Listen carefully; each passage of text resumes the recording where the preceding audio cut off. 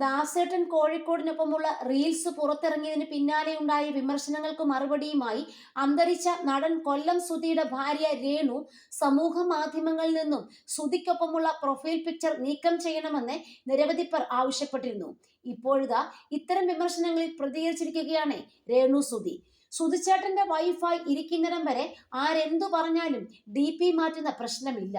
കാരണം എന്റെ കെട്ടിയോന്റെ DP എനിക്കിടാനുള്ള അധികാരമുണ്ട്. ചൊറിയുന്നവർ ചൊറിഞ്ഞുകൊണ്ടിരിക്കും. I am not bothered about your ചൊറിച്ചിൽ എന്നായിരുന്നു വിമർശനങ്ങളിൽ രേണുവിന്റെ മറുപടി. സുധിക്കൊപ്പമുള്ള ചിത്രം പങ്കുവച്ച് ഇൻസ്റ്റഗ്രാം കുറിപ്പിലൂടെയായിരുന്നു പ്രതികരണം. ഡിജിറ്റൽ പെയിന്റിങ്ങിലൂടെ സൃഷ്ടിച്ചെടുത്ത ഫോട്ടോയാണ് രേണു പങ്കുവച്ചത്. ദാസേട്ടൻ കോഴിക്കോടിനൊപ്പമുള്ള ഗ്ലാമർ റീൽ പുറത്തു വന്നതിന് പിന്നാലെയാണ് രേണുവിനെതിരെ വിമർശനങ്ങൾ രൂക്ഷമായത്.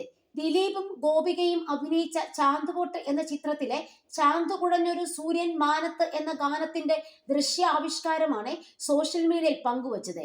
വീഡിയോ വൈറലായതിനു പിന്നാലെ വലിയ തോതിൽ സൈബർ ആക്രമണം നേരിടേണ്ടി വരികയായിരുന്നു. ഇതിനു പിന്നാലെ ദാസേട്ടൻ കോഴിക്കോടിനൊപ്പം മറ്റൊരു ഡാൻസ് വീഡിയോയും രേണു പങ്കുവച്ചിരുന്നു.